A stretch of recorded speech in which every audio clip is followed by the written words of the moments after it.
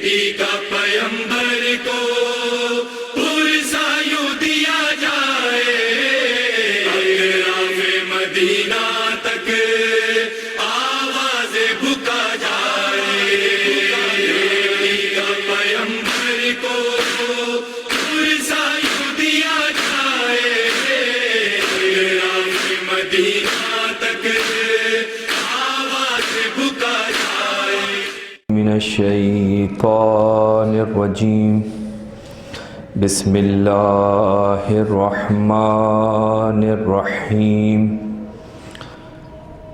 الحمد للہ رب العالمین، والصلاة والسلام علی سیدنا و نبینا وطبیب قلوبنا وشفیع ذنوبنا ومولانا ابی القاسم محمد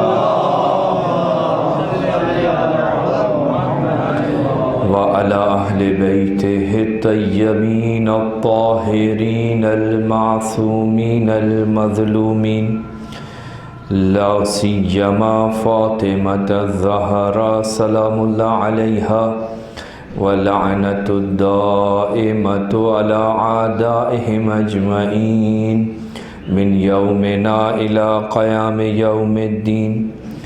اما بعد، فقد قال اللہ سبحانہ وتعالی فی کتاب المبین، اعوذ باللہ من الشیطان الرجیم، بسم اللہ الرحمن الرحیم، قل لا اسألکم علیہ اجرا الا المودۃ فی القربى، وقال رسول اللہ صلی اللہ علیہ وآلہ وسلم لفاطمہ سلام اللہ علیہا، یرضی اللہ لرضاہا ویغضب لغضبہا، اللہم صلی علی محمد وآل محمد۔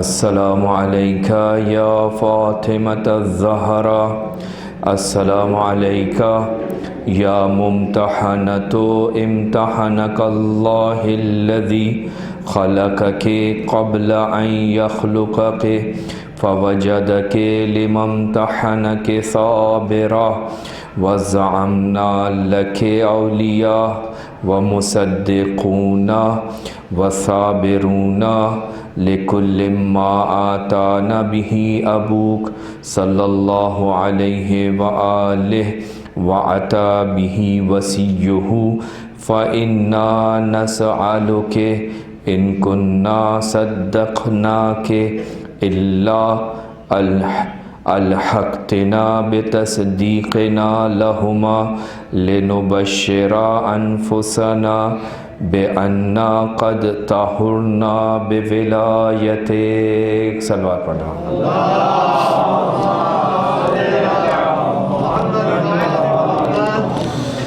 پروردگار آپ کی عبادات کو اپنی بارگاہ میں قبول فرمائے، آپ کو کوئی غم نہ دے سوائے غم اہل بیت کے۔ عزیزان محترم، گزشتہ روز آپ کی خدمت میں جو گفتگو شروع کی تھی، اسے ہم نے عنوان دیا تھا میراث حضرت زہرا سلام اللہ علیہا۔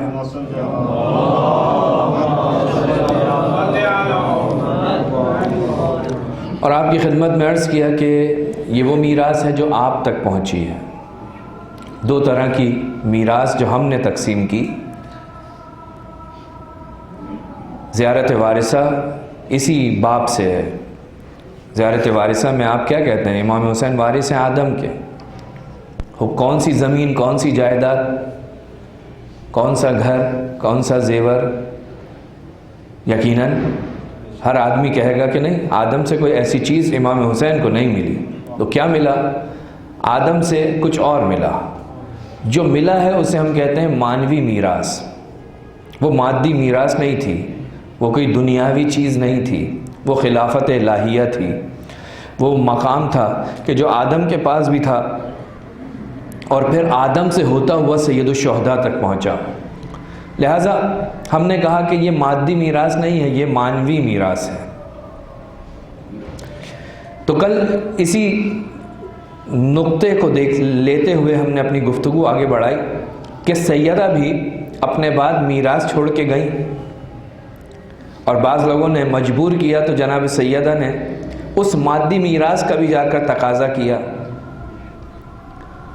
اور اس مانوی میراث کی حقیقت کو بھی بتایا کہ جو رسول کے بعد جس جگہ پر جانی تھی اس جگہ پر نہیں گئی، اس جگہ سے منحرف ہو گئی، تو سیدہ نے اس جگہ پر جا کر اس میراث کا بھی ذکر کیا، اس منصب کا بھی ذکر کیا کہ جو رسول خدا کے بعد امیر المومنین تک پہنچنا تھا۔ تو عزیزان محترم، ہم نے عرض کیا کہ چند چیزیں جناب سیدہ اپنے بعد چھوڑ کے گئی ہیں، اور مانوی میراث کے اندر رشتہ داری ضروری نہیں ہے، فقط مانوی رشتہ ہونا چاہیے۔ مانوی میراث ختم نہیں ہوتی، مادی میراث ختم ہو جاتی ہے۔ لہٰذا جناب سیدہ نے جو آپ کے لیے، اپنے چاہنے والوں کے لیے مانوی میراث چھوڑی ہے وہ قیامت تک باقی رہے گی۔ تو جو جناب سیدہ چھوڑ کے گئی ہیں جو چیزیں، اس مانوی میراث کے اندر کچھ چیزیں ایسی ہیں کہ جو آپ تک پہنچی ہیں۔ ان میں سے پہلی چیز جس کو میں نے آپ کی خدمت میں تھوڑی سی گفتگو کی وہ تھی تسبیح فاطمہ زہرا۔ یہ تسبیح جو اللہ کے رسول نے اپنی بیٹی کو دی تھی اور اس بیٹی سے آپ تک پہنچی، اور میں اس مقام تک آیا تھا کہ جناب ذکر تو بہت سارے ہیں اللہ کے، اور بہت سارے ذکروں کا ثواب بھی ہے، یہ ذکر کیسے کیا جائے، اور یہ ذکر اتنا بلند ہو جائے کہ پروردگار عالم جو قرآن میں کہہ رہا ہے یا ایھا الذین آمنوا اذکروا اللہ ذکرا کثیرا، وہ ذکر کثیر کون سا ذکر ہے؟ ولو مقدار کم ہو لیکن اس کا درجہ اتنا بالا و بلند ہو کہ وہ جب کیا جائے تو مصداق قرار پائے ذکر کثیر کا۔ تو آپ کی خدمت میں عرض کیا کہ ائمہ معصومین نے فرمایا کہ تسبیح فاطمۃ الزہرا ذکرا کثیرا، یہ ذکر کثیر ہے، اور ائمہ معصومین نے اس آیت کی بھی تلاوت کی اس جملے کے بعد کہ فاطمہ زہرا کا ذکر ذکر کثیر ہے۔ بس آپ کو یہ بھی بتایا کہ ذکر کثیر کیا ہے، آپ کو یہ بھی بتایا کہ ذکر کثیر کیسے کرنا ہے۔ توجہ کیجیے گا، یعنی کیا؟ یعنی پہلے اللہ اکبر کہنا ہے۔ اب یہ اللہ اکبر کیا ہے اپنے بچوں کے لیے عرض کروں، عام طور پہ جب مدرسوں میں پڑھایا جاتا ہے اللہ اکبر کا ترجمہ کیا جاتا ہے اللہ اکبر یعنی بڑا، اکبر یعنی بڑا، اللہ اکبر یعنی اللہ بڑا ہے۔ کیا جب آپ کہتے ہیں اللہ اکبر آپ کی مراد یہی ہوتی ہے، یا اس سے مراد کچھ اور ہونی چاہیے؟ یہی ہونی چاہیے کہ اللہ سب سے بڑا ہے، یا نہیں اس سے مراد کچھ اور ہے، اس کا دقیق معنی کچھ اور ہے؟ جب امام صادق علیہ السلام کی خدمت میں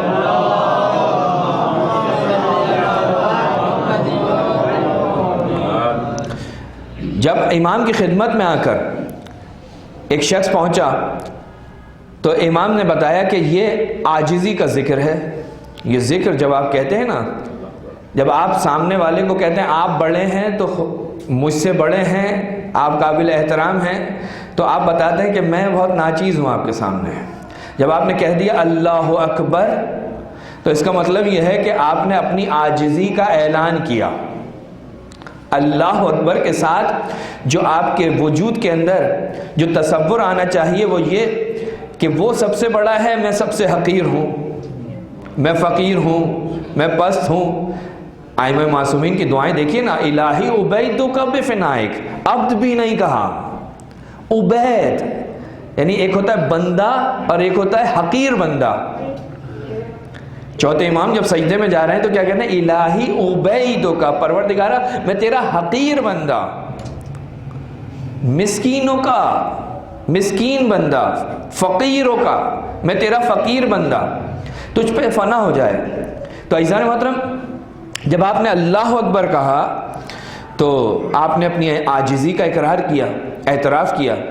اب امام کی خدمت میں آنے والا امام کی خدمت میں بیٹھا ہے، امام نے پوچھا کہ بتائیے اللہ اکبر سے کیا مراد لیتا ہے، اللہ اکبر کا معنی کیا ہے، مطلب کیا ہے؟ اس نے کہا اللہ ہر چیز سے بڑا ہے، اللہ ہر چیز سے بڑا ہے، اللہ اکبر، اکبر ہے، سب سے بڑا ہے۔ کہا اچھا، کہا جب تو یہ کہتا ہے اللہ سب سے بڑا ہے تو اس کا مطلب کیا ہے؟ ذرا دقت کر، امام بتا رہے ہیں دیکھیں توحید حقیقی اگر آپ کو کوئی بتا سکتا ہے تو وہ معصومین علیہ السلام، یہ خام خیالی ہے۔ یعنی یہ جو کہا جاتا ہے کہ اللہ کو ہم نے پہچنوایا، یعنی وہ معارف جو اہل بیت علیہ السلام نے پروردگار کی توحید کے سلسلے میں بیان کیے ہیں وہ آپ کو کہیں نہیں ملیں گے، کہیں نہیں ملیں گے، کسی مکتب کے پاس نہیں ملیں گے۔ اب پانچویں امام کتنے، چھٹے امام کتنے سادے انداز میں بیان فرما رہے ہیں۔ کہا اللہ اکبر کا مطلب یہ ہے کہ اللہ ہر چیز سے بڑا ہے۔ امام نے فرمایا اگر یہ معنی ہے تو اس کا مطلب تو یہ ہوا کہ تو نے پہلے اللہ کو کوئی چیز تصور کیا، توجہ کیجئے گا، اللہ کو کوئی چیز، اور جب کوئی چیز تصور کیا تو اس کا مطلب ہے اس کو محدود کر دیا، محدود کر دیا۔ بس تو نے اللہ کو پہلے کوئی چیز تصور کیا، پھر اس چیز کا دوسری اشیاء سے مقایسہ کیا، مقابلہ کیا، اور پھر تو نے کہا کہ وہ جو اللہ ہے نا، اللہ جو چیز ہے نا، اللہ جو ذات ہے وہ ان دوسری چیزوں سے بڑی ہے۔ کہا تو نے یہ کیا کیا؟ اللہ اکبر کا مطلب مگر یہ ہے، یعنی اللہ اکبر کو چیز تصور کرنا اور چیز تصور کرنے کے بعد اسے بڑا فرض کرنا۔ کہا مولا پھر اللہ اکبر کا معنی کیا ہے؟ دیکھیں صبح اور شام ہم اللہ اکبر کہتے ہیں، اذان میں بھی کہتے ہیں، اقامت میں بھی کہتے ہیں، نماز میں بھی کہتے ہیں، کتنی مرتبہ اللہ اکبر کہتے ہیں، لیکن امام سمجھا رہے ہیں دیکھو اللہ اکبر کا مطلب کیا ہے۔ یہ جو تسبیح فاطمہ تو زہرا میں 34 مرتبہ تم اللہ اکبر کہو گے تو اس وقت کہتے ہوئے تمہارے ذہن میں کیا ہونا چاہیے؟ امام فرماتے ہیں اس کا مطلب یہ ہے کہ اللہ اکبر من ان یوصف، یعنی اللہ اکبر کا مطلب یہ ہے کہ اللہ اس سے بڑا ہے کہ اس کی وصف کی جائے، اس کی توصیف کی جائے، یعنی اللہ کی وہ ذات ہے کہ میں اس کی توصیف بھی نہیں کر سکتا، وہ ذات لا کمال جس کے کمال جو ہے لا متناہی ہیں۔ اللہ اکبر کا مطلب یہ ہے اللہ اس سے بھی بڑا ہے کہ ان یوصف، کہ اس کی وصف کی جائے، اس کی توصیف کی جائے۔ اور جب آپ تسبیح پڑھتے ہوئے اپنی عاجزی کا اعلان کرنے کے بعد اس کی بزرگی کا اعلان کرتے ہوئے کہ وہ قابل وصف نہیں ہے، ہماری وصف اس کی ستائش نہیں کر سکتی، ہم اس قابل نہیں ہیں کہ اس کی وصف کر سکیں، وہ اتنا بڑا ہے، اتنا بڑا ہے۔ اس کے فوراً بعد اس ذکر کثیر میں آپ نے کیا کہا؟ الحمدللہ، الحمدللہ، الحمدللہ، یعنی اپنی ناتوانی کے اقرار کے بعد آپ نے کہا اللہ، حمد اللہ کے لیے ہے۔ اور جب آپ نے کہا الحمدللہ تو عزیزان محترم یہ حمد جو ہے یہ مساوی ہے شکر کے، حمد برابر ہے کس کے؟ شکر کے۔ یعنی کیا؟ یعنی حمد جب آپ نے کہا الحمدللہ یعنی آپ نے اللہ کا زبانی شکر، زبانی بھی وہ شکر کہ جس سے بہتر کوئی شکر نہیں ہو سکتا، جس سے بہتر کوئی شکر نہیں ہو سکتا۔ چھٹے امام کی سواری گم ہو گئی، چھٹے امام نے کہا پروردگارہ اگر میری سواری مل جائے تو میں تیرا ایسا شکر ادا کروں گا جیسا تیرا شکر کرنے کا حق ہے۔ کچھ لمحوں کے بعد سواری مل گئی۔ اب راوی کہتا ہے کہ میں نے دیکھا کہ امام کو جیسے ہی سواری ملی امام نے ایک جملہ اپنی زبان سے بیان کیا، الحمدللہ۔ میں امام کے قریب گیا، کہا مولا آپ نے تو کہا تھا کہ ایسا شکر ادا کروں گا جیسا شکر کرنے کا حق ہے، تو آپ نے یہ کیا کیا؟ آپ نے تو صرف ایک جملہ کہا الحمدللہ۔ امام نے کہا کہ الحمدللہ پروردگار عالم کا ایسا شکر ہے کہ زبانی شکر میں اس سے بہتر کوئی شکر ہو نہیں سکتا۔ ایک صلوات پڑھیں محمد والے۔ اس کے بعد کہا کیا؟ کہا سبحان اللہ۔ جب آپ نے سبحان اللہ کہا، دیکھیں ذکر دیکھیں ترتیبات، پہلے اللہ کی عظمت کو بیان کیا، پھر اللہ کا شکر کیا، اور پھر اس کے بعد تیسرے مرحلے میں آ کر آپ نے اللہ کی تعظیم کی، اسے ہر چیز سے منزہ کر کے، ہر چیز سے پاک کر کے، سبحان اللہ۔ یعنی جنہیں مشرک مانتے تھے پروردگار تیرے ساتھ، میں ان تمام چیزوں سے تجھے منزہ و پاک جانتا ہوں۔ پروردگار تو منزہ ہے، سبحان اللہ۔ اور جب روایت کہتی ہے جب انسان یہ جملہ کہتا ہے نا سبحان اللہ، تو روایت کہتی ہے کہ تمام کے تمام ملائکہ اس سبحان اللہ کہنے والے کے اوپر درود بھیجتے ہیں۔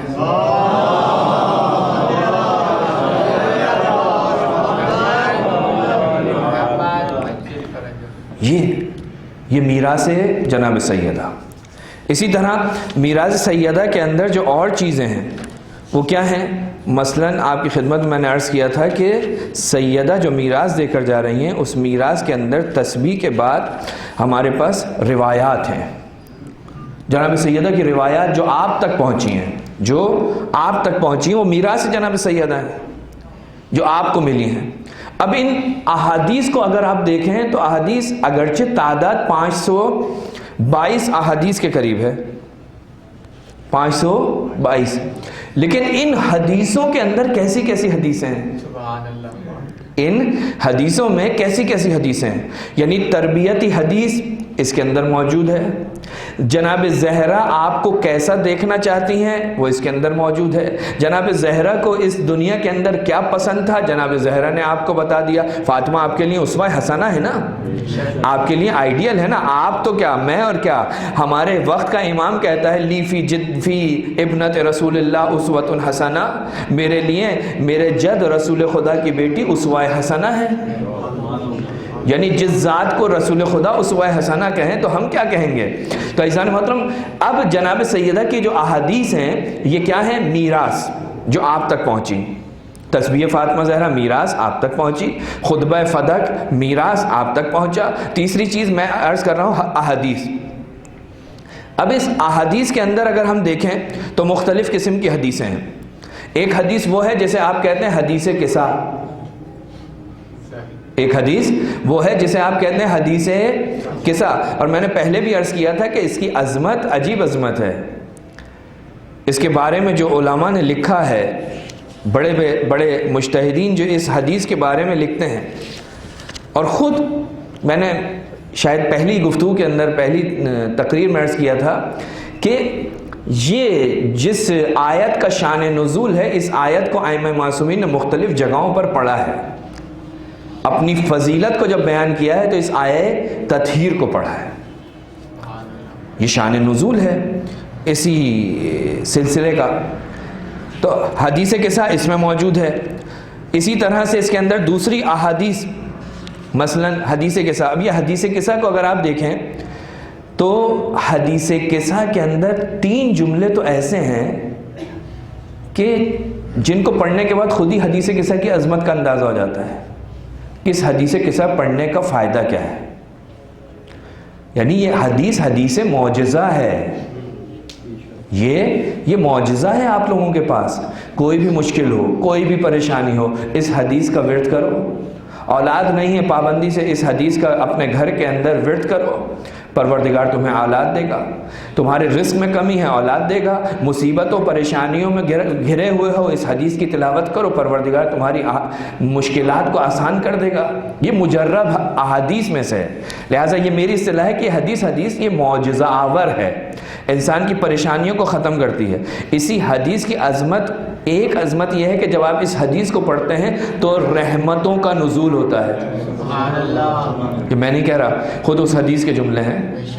خود اس حدیث کے اندر آپ یہ پڑھتے ہیں کہ رسول خدا نے فرمایا کہ جہاں بھی یہ حدیث پڑھی جائے گی، جس جگہ بھی اس حدیث کو پڑھا جائے گا، جس محفل میں اس حدیث کو پڑھا جائے گا، وہاں اللہ کی رحمت نازل ہوگی۔ بس اگر آپ چاہتے ہیں کہ آپ کے گھر میں اللہ کی رحمت نازل ہو، آپ چاہتے ہیں کہ آپ کے اوپر اللہ کی رحمت نازل ہو، تو آپ اس حدیث کو جو جناب سیدہ سے آپ تک پہنچی ہے اس کی تلاوت فرمائیے۔ حدیث قصہ یعنی حدیث رحمت۔ حدیث رحمت کیا ہے؟ حدیث قصہ، حدیث وہ حدیث کے جس میں دنیا اور آخرت کی کامیابی ہے۔ میں نہیں کہہ رہا، اس حدیث کے جملے ہیں کہ مولا کائنات نے جب اس حدیث کو سنا اس چادر کے نیچے، تو آپ نے بھی کچھ جملے کہے تھے، ان جملوں میں آپ نے کیا کہا تھا؟ کہا تھا کہ جو سننے والا ہے اس حدیث کو جہاں پر بھی ہے، مولا کائنات فرما رہے ہیں کہ یہ جو بھی سنے گا پروردگار عالم اسے کامیاب، نجات، کامیابی عطا فرمائے۔ یعنی اس حدیث کو سننے کے بعد انسان کو جو چیز ملتی ہے اس کا نام ہے نجات۔ تیسری چیز جو اس حدیث کے اندر بیان ہوئی، کہا جو یہ حدیث سنے گا، سنائے گا، اس محفل میں بیٹھے گا، پروردگار عالم اس کی دعاؤں کو مستجاب کر لے گا۔ یہ حدیث کے اندر بیان ہو رہا ہے، یعنی یہ وہ حدیث ہے جس میں یہ تین چیزیں آپ کے لیے بیان ہو رہی ہیں۔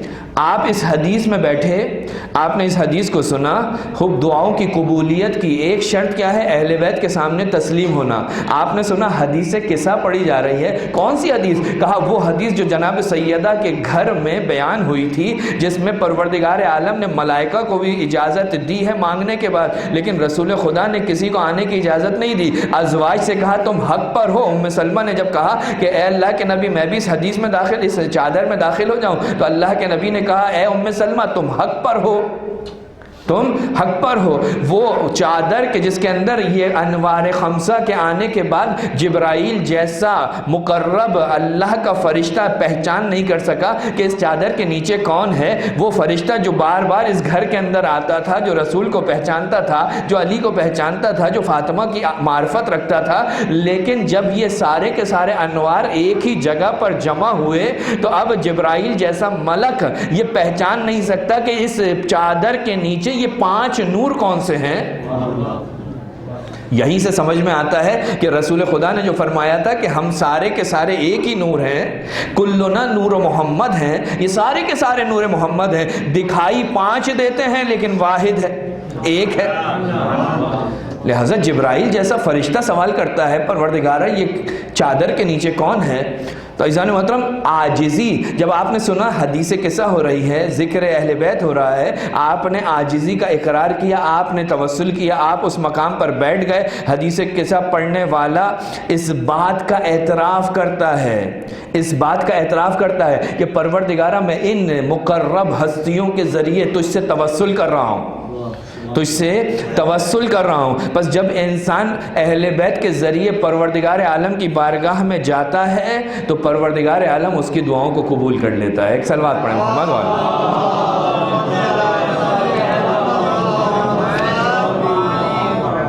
بس حدیث قصہ کیا ہے؟ ایک جناب سیدہ کی میراث ہے آپ کے پاس، آپ کے لیے ہے، یہ چاہنے والوں کے لیے ہے، یہ محبت کرنے والوں کے لیے ہے۔ اور کیا ہے؟ وہ روایات جس میں جناب سیدہ کی پسندیدہ چیزوں کو بیان کیا گیا۔ ایک روایت آپ کی خدمت میں پڑھتا چلوں، یعنی یہ میراث ہے کہ آپ کی جدہ کو، آپ کی ماں کو، آپ کی ماں کو، جناب سیدہ تمام مومنوں کی ماں ہے، تمام چاہنے والوں کی ماں ہے، کیا چیز پسند تھی؟ فاطمہ زہرا کیا فرماتی ہیں، کیا پسند تھی؟ آپ کہتے ہیں نا کہ جب آپ کے گھروں میں کوئی اصال ثواب کی مجلس ہوتی ہے تو آپ کوشش کرتے ہیں اگر والد کے اصال ثواب کے تو والد صاحب کو فلاں چیز پسند تھی، فاتحہ میں فلاں چیز کو رکھ دیا جائے، چاہتے ہیں نا؟ کیوں؟ آپ کہتے ہیں کیونکہ وہ یہ چیز پسند کرتے تھے۔ آپ ان کی پسند کو اس وقت اہمیت دیتے ہیں اور یہ خود اس شخصیت کا احترام ہے۔ فاطمہ کو کیا پسند تھا؟ فاطمہ تو معصومہ ہے، فاطمہ کی اطاعت تو آپ پر، مجھ پر، سب انسانوں پر واجب ہے، سب انسان جس میں ملائکہ بھی شامل ہے، جس میں انبیاء بھی شامل ہیں، اس پر واجب ہے۔ فاطمہ کو کیا پسند تھا؟ میں چاہنے والا اگر یہ چاہوں کہ فاطمہ کی پسند پر عمل کروں تو فاطمہ کو کیا پسند تھا؟ ان احادیث کے اندر جناب سیدہ کی احادیث ملتی ہیں کہ جس میں بیان کیا کہ سیدہ کو کیا پسند تھا۔ ایک حدیث آپ کی خدمت میں عرض کروں، آگے بڑھوں۔ کہا حبب الیہ، فاطمہ کو کیا پسند ہے، مجھے کیا پسند ہے؟ سیدہ فرماتی ہیں حبب الیہ من دنیاکم ثلاث، اس دنیا سے 3 چیزیں مجھے بہت پسند ہیں، اس دنیا میں 3 چیزیں بہت پسند ہیں۔ ایک کہا وجہ رسول خدا کو دیکھنا، اللہ کے نبی کے چہرے کو دیکھنا فاطمہ کو پسند ہے۔ دوسری چیز کیا ہے؟ کہا دوسری چیز انفاق فی سبیل اللہ، اللہ کی راہ میں انفاق کرنا فاطمہ کو بہت پسند ہے۔ تیسری چیز کیا ہے؟ کہا تلاوت قرآن فاطمہ کو بہت پسند ہے، اتنا پسند ہے کہ جب امیر المومنین کو وصیت کی ہے نا تو وصیت کے اندر ایک جملہ ملتا ہے جناب سیدہ کا کہ فرماتی ہیں کہ اے علی جب مجھے دفن کر دو تو اس کے بعد میری قبر پر بیٹھ جانا اور وہاں بیٹھ کر قرآن کی تلاوت کرنا۔ فاطمہ کو اس دنیا سے کیا پسند ہے؟ فاطمہ کیا چاہتی ہے؟ فاطمہ کو رسول کے چہرے کی زیارت پسند ہے، فاطمہ کو انفاق پسند ہے، فاطمہ کو قرآن کی تلاوت پسند ہے۔ آج میں جو فاطمہ کا پیروکار ہوں، میری پسندیدہ چیزوں میں ان کو سر فہرست ہونا چاہیے۔ یہ میراث ہے جناب سیدہ کی۔ احادیث کیا کہہ رہی ہیں؟ اجتماعی احادیث جناب سیدہ کے بارے میں ایک حدیث ملتی ہے جو رسول خدا سے جناب سیدہ تک پہنچی اور وہاں سے ہم تک پہنچی۔ وہ کیا؟ کہا کہ جناب سیدہ اپنے گھر میں آرام پر فرما رہی تھی، رسول خدا گھر میں آئے، دیکھا فاطمہ سونا چاہتی ہیں۔ کہا فاطمہ 4 عمل کو انجام دو سونے سے پہلے۔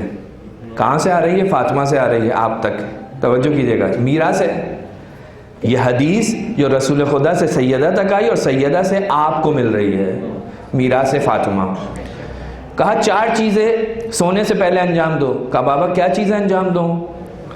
کہا کہ سونے سے پہلے ایک سلوات پڑھ کے تھوڑا سا اگر آگے تشریف، تھوڑا آگے،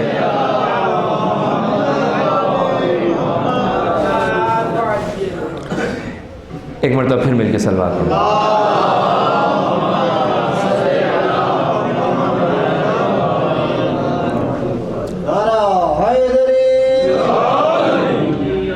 کہا کہ سونے سے پہلے 4 چیزوں کو، 4 اعمال کو انجام دو، میراث سیدہ۔ کیا ہے؟ کہا کہ سونے سے پہلے قرآن کو ختم کرو، سونے سے پہلے قرآن ختم کرو اور پھر سو۔ کہا سونے سے پہلے انبیاء کو اپنا شفاعت کرنے والا قرار دو، پھر سو۔ قرآن کو ختم کرنا ہے، انبیاء آپ کے شفاعت کرنے والوں میں ہو جائیں، 2۔ کہا مومنوں سے اپنے آپ کو راضی کر کے سو، 3۔ چوتھا کام کا حج اور عمرہ انجام دے کر سو۔ اب یہ عجیب کام ہے جو اللہ کا نبی اپنی بیٹی سے کہہ رہا ہے، حج کے لیے سال میں صرف مخصوص ایام ہوتے ہیں، ہر رات کو میں حج کیسے کروں؟ عمرے کے لیے مجھے اتنی دور جانا پڑے گا، رات کو اگر میں چلا، آج کی اگر سواری ہوائی جہاز سے بھی لی تو بھی میں رات پوری گزر جائے گی، عمرہ کر کے آنا مشکل ہو جائے گا۔ خوب انبیاء کی شفاعت کیسے مجھے ملے؟ سارے کے سارے مومن مجھ سے کیسے راضی ہوں؟ اور میں قرآن کی تلاوت کیسے کروں؟ میراث سیدہ۔ رسول خدا نے فرمایا بیٹا سونے سے پہلے ان 4 کاموں کو انجام دو۔ جناب سیدہ فرماتی ہیں کہ بابا کیسے؟ کہا کہ بہت آسان ہے، یعنی یہ تو نہیں ہو سکتا؟ کہا نہیں ہو سکتا ہے۔ کہا کیسے؟ کہا 3 مرتبہ سورہ توحید کی تلاوت کر کے سو، قرآن کی تلاوت کا ثواب تمہیں ملے گا۔ یعنی اللہ کا نبی اپنی بیٹی کو اور بیٹی سے یہ ذکر آپ کو مل رہا ہے۔ کہا 3 دفعہ اگر سورہ توحید، کتنی دیر لگے گی سونے میں؟ اپنے بچوں سے کہہ رہا ہوں، اپنی زندگی میں اس چیز کو شامل کر لیجئے اپنی عادات میں، کہ جب رات کو بستر پر جائیں تو وضو کرنے کے بعد جو دوسرا کام ہو یہ کہ 3 مرتبہ سورہ توحید کی تلاوت کیجئے، 3 مرتبہ سورہ توحید کی تلاوت کیجئے، آپ کو 2 ثواب ملیں گے۔ ایک ثواب یہ کہ آپ نے اس حدیث پر عمل کیا، اس حدیث پر عمل کیا، آپ نے اپنی محبت کو جناب سیدہ کی نسبت سے تازہ کیا، آپ کے ذہن میں آئی کہ سیدہ نے اپنے بابا سے کہا تھا، بابا نے سیدہ سے کہا تھا، اور یہ حدیث جناب سیدہ سے آپ کو ملی۔ اگر آپ نے یہی کر کے اس کو پڑھ لیا، میں کہوں گا قرآن کا ثواب ملے نہ ملے یہی آپ کی نجات کے لیے کافی ہے۔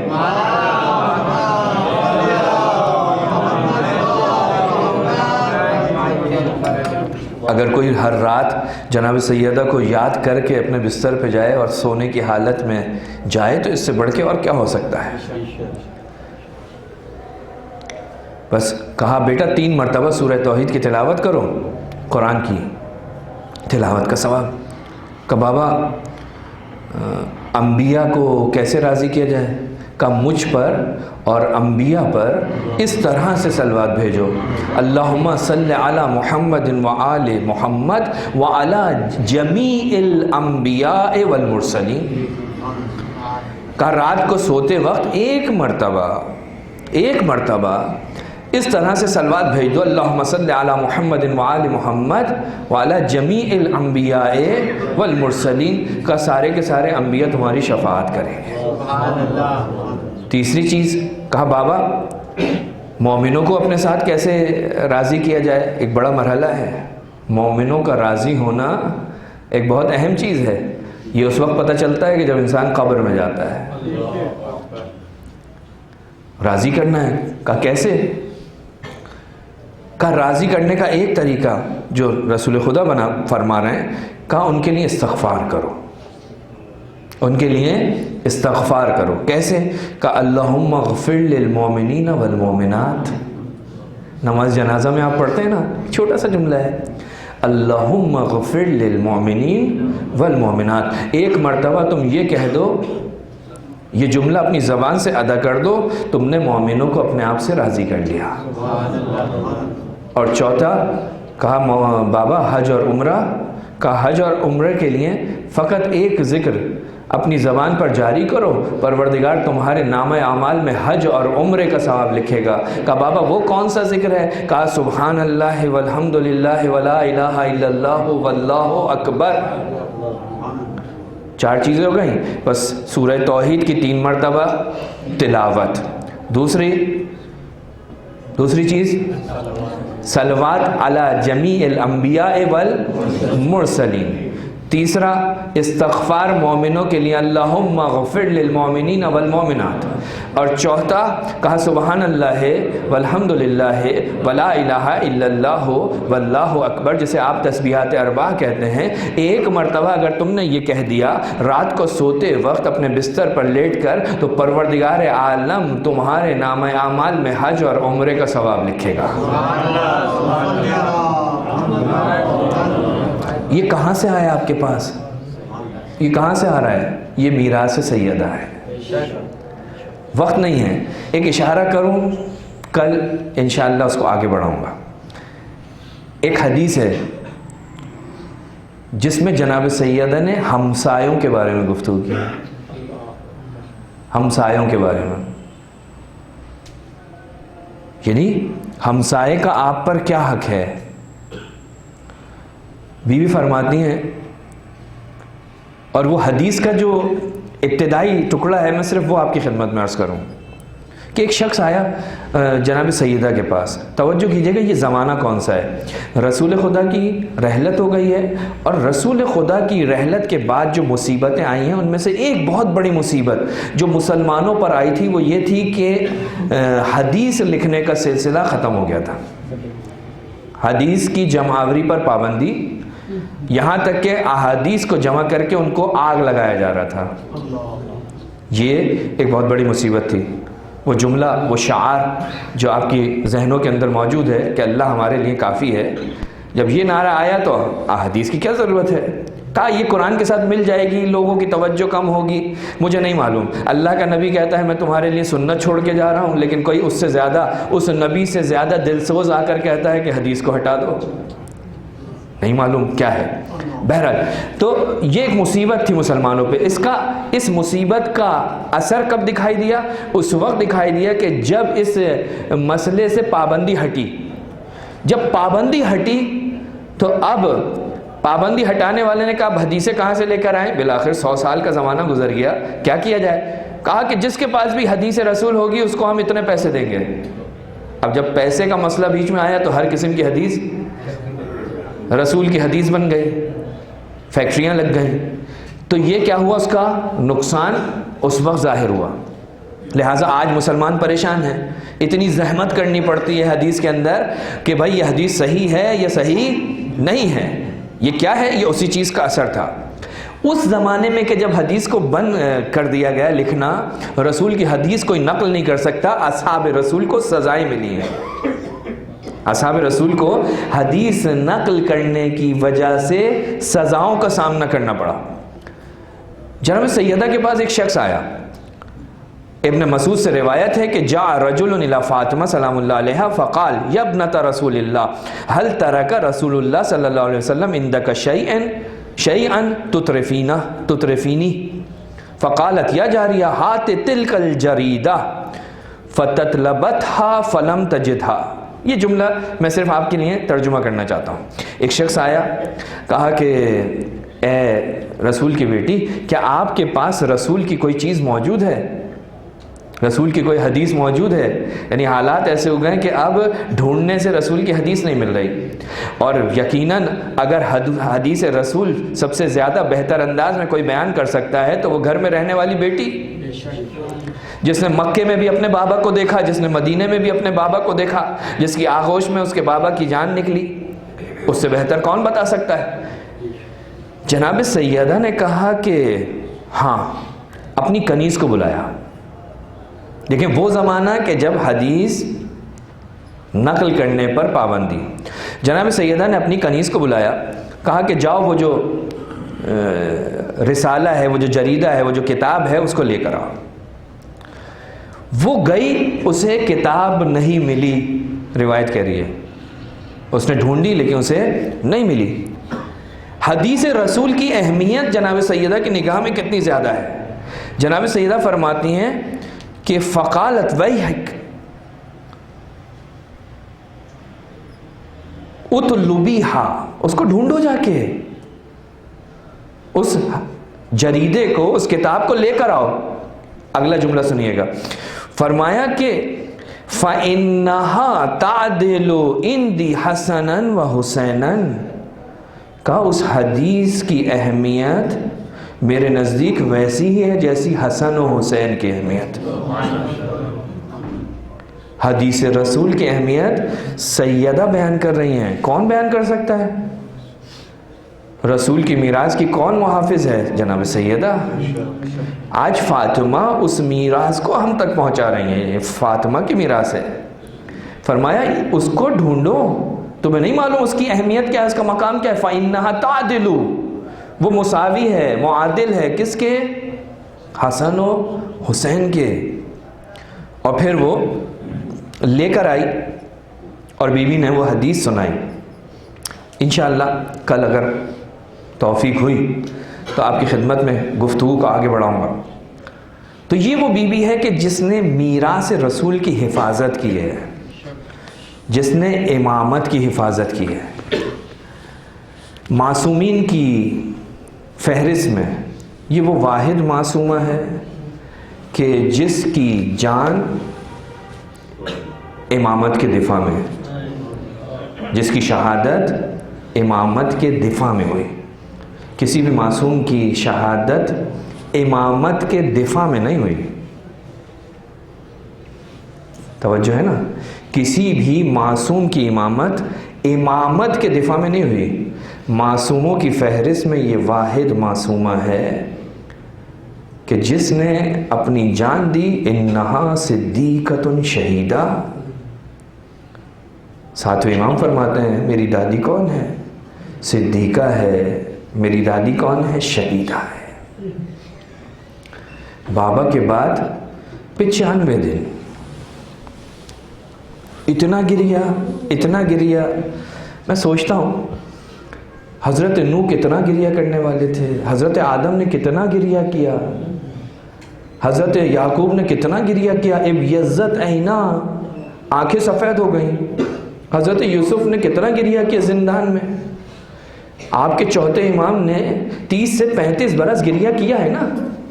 تب جا کر چھٹے امام فرماتے ہیں یہ لوگ کون ہیں؟ یہ وہ لوگ ہیں جنہوں نے سب سے زیادہ گریا کیا، یہ بکاؤن ہیں، یہ سب سے زیادہ گریا کرنے والے ہیں۔ میں ایک سوال کروں گا کہ اے زہرا کے چاہنے والوں، آپ کا امام 35 برس گریا کرتا ہے تو بکاؤن کی فہرست میں آتا ہے، یہ اس امام کی دادی نے 95 دن کیسے گریا کیا؟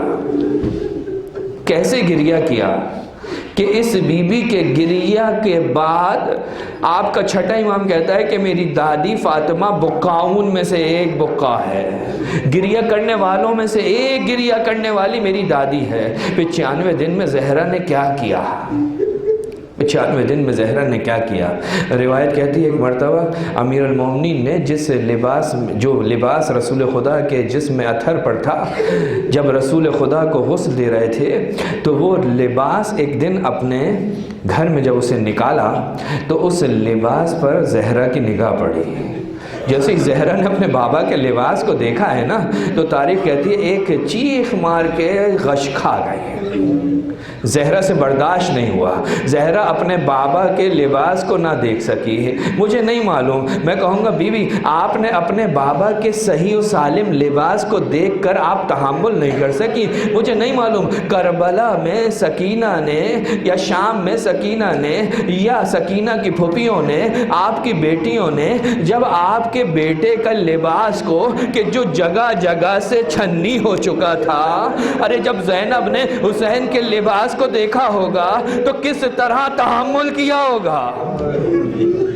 بی بی آپ نے تو اپنے بابا کے لباس کو چھنی دیکھا تھا نا، ارے سکینہ نے تو اپنے بابا کے لاشے کو چھنی دیکھا تھا۔ مجھے نہیں معلوم، اجرکم علی اللہ، خدا آپ کو کوئی غم نہ دے سوائے غم حسین کے۔ بی بی برداشت نہیں کر سکیں۔ ہاں عزیزو، جب بھی بابا کا ذکر ہوتا ہے نا تو اس بی بی سے رہا نہیں جاتا، اور تاریخ نے لکھا ہے رحلت رسول کے بعد رسول کا مؤذن سلمان فارسی مدینے میں اب اذان نہیں دیتا تھا، بعض روایتوں کے مطابق مدینے سے باہر چلا گیا تھا۔ ایک مرتبہ شہزادی نے خواہش ظاہر کی کہ میں چاہتی ہوں کہ میں اپنے بابا کے مؤذن کی اذان سنوں، میں چاہتی ہوں اپنے بابا کے مؤذن کی اذان سنوں۔ ہاں عزیزو، مؤذن سید رسول خدا کو بلایا گیا، بلال نے آ کر سیدہ کی خواہش کے مطابق اذان دینا شروع کی، اللہ اکبر کہا، شہزادی اپنے گھر میں اللہ اکبر کی آوازیں سن رہی تھی، ارے لا الہ الا اللہ کہا، ارے شہزادی سن رہی تھی، لیکن جب رسول کی رسالت کی گواہی دی نا تو اب شہزادی سے رہا نہیں گیا، ارے شہزادی غش کھا گئی۔ ایک مرتبہ بلال سے کہا، اے بلال اذان کو چھوڑ دے، ارے تیری اذان سے فاطمہ زہرا رخصت ہو گئی، فاطمہ زہرا اس دنیا سے نہیں رہی۔ بلال نے اذان روک دی، ارے فاطمہ کی خدمت میں پہنچے، کہا ارے بلال اذان کیوں ترک کر دی؟ کہا بی بی مجھے معاف کر دو، ارے میں نہیں چاہتا کہ میری وجہ سے آپ کی جان چلی جائے۔ عزیزو، فاطمہ اتنی مجبور، فاطمہ اپنے بابا کا ذکر برداشت نہیں کر سکتی، فاطمہ سے اپنے بابا کا نام، ارے جب بابا کا نام آتا ہے فاطمہ بے قرار ہو جاتی ہے۔ میں کہوں گا بی بی، ارے بی بی مجھے معاف کرنا، جب آپ کی بیٹی سکینہ کے سامنے ارے حسین کا کٹا ہوا سر زندان شام میں آیا ہوگا تو فاطمہ سورا ارے سکینہ کیسے برداشت کرتی؟ ارے آپ سے نام برداشت نہ ہوتا تھا تو سکینہ کیسے اپنے بابا کے کٹے ہوئے سر کو زندہ الا لعنت اللہ علی قوم ظالمین وسیعلم الذین ظلموا ای منقلب ینقلبون۔ پروردگار ہماری عبادت اپنی بارگاہ میں قبول فرما، پروردگار ہمیں قرآن و اہل بیت سے متمسک رہنے کی توفیق عطا فرما، پروردگار تجھے واسطہ محمد و آل محمد کی عظمت کا اس مقام پر اپنی رحمتیں برکتیں نازل فرما، پروردگار تجھے واسطہ محمد و آل محمد کی عظمت کا اس وبا کا جو دوبارہ سے اپنا سر اٹھا رہی ہے جلد از جلد بے حق کے شہزادی کونین اس کا خاتمہ فرما، تمام مومنین کو اس سے محفوظ فرما، پروردگار جہاں جہاں اہل بیت کے چاہنے والے آباد ہیں ان کی جان مال عزت آبرو کی حفاظت فرما، دشمنان اسلام کو نیست و نابود فرما، ہم سب کو مقامات مقدسہ کی زیارات نصیب فرما، پروردگار جو مظلوم ہیں اس دنیا میں بے گناہ اسیر ہیں انہیں جلد از جلد رہائی نصیب فرما، پروردگار ہمارے مرحومین کی مغفرت فرما، ہمیں ہمارے وقت کے امام کے ظہور میں تعجیل فرما، ہمیں ان کے اوان و انصار میں شامل فرما۔ سورہ فاتحہ کی التماس ہے آیت اللہ خوئی آیت اللہ خمینی، شہید ڈاکٹر عباس حیدر مولانا سید محمد علی حسینی، شبی فاطمہ نثار فاطمہ بنت سید محمد نقوی، اعجاز حسین ابن حیدر حسین، سید معصوم ابن واحد حسین، تمام مومنین مومنات، مراج اعظام اپنے رشتہ داروں عزیزوں کو شامل کرتے ہوئے رحم اللہ من قرأ الفاتحہ۔ بسم اللہ۔